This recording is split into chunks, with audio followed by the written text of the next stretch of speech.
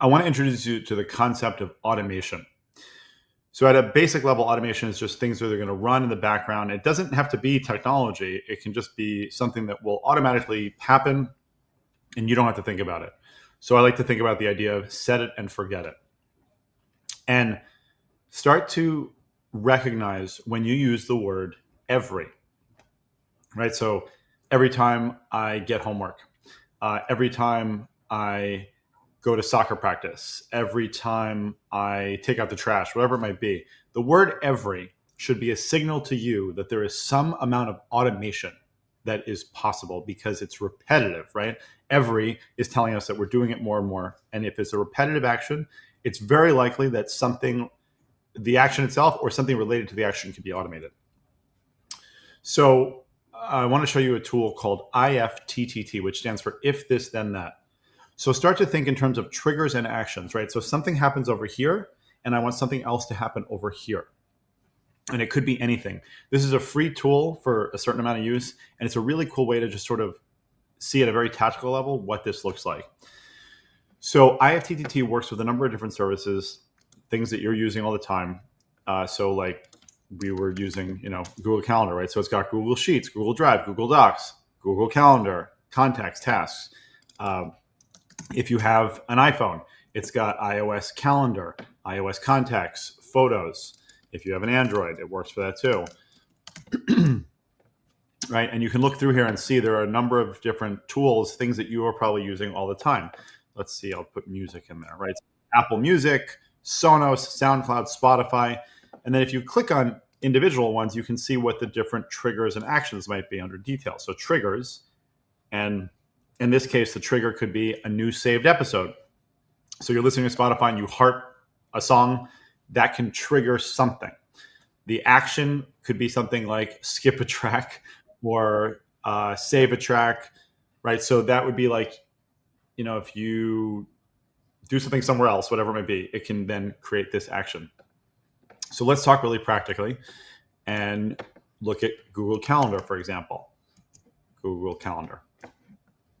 So with Google Calendar, a new event is added. That can be a trigger, right? So anytime I put a new event in my calendar, it can do something else. And that something else could be sending an email to somebody. It could be creating a task. It could be really anything you can think of. And then you can have actions, right? So you can actually create a calendar event based on something else. So here's a really basic one. Let's talk about Weather Underground. Well, I don't want to connect that with that. So here.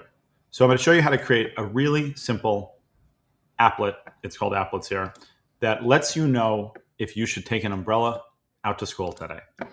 So let's do weather to start, right? That's going to be the trigger. Any of these are fine, but I'll go with Weather Underground. So if the current temperature drops below, if tomorrow's low is going to be something.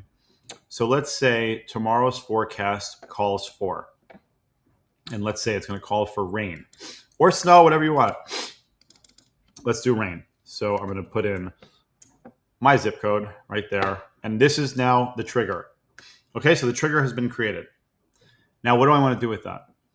Do I want to send myself an email? Do I what I can do is I can do SMS. So I can have it send me a text message, and I have to connect it to do this. And then you can have it send you a text message automatically that morning, say at 7:30 in the morning, saying, don't forget to bring an umbrella, or don't forget to bring snow pants. Another really cool one is, let's change this. I'll start over. And this is one of my favorites. So I'm going to go with iOS Photos. So I have an iPhone. If you have an Android, you can do that. Okay? So iOS Photos. And I'm going to make the trigger a new screenshot. So if you do have a phone, and you might notice that you can push the two buttons basically on the side, the top two buttons, and it will take a screenshot.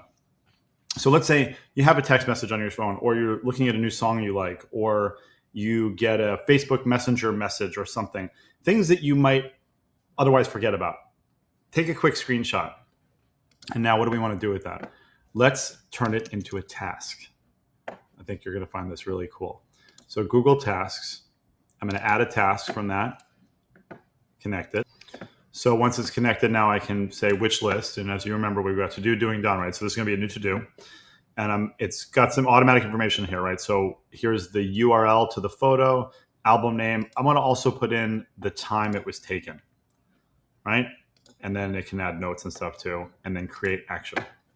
And that's it. So now every time I take a screenshot on my phone, it's going to create a new task in my Google Tasks with a link to that picture.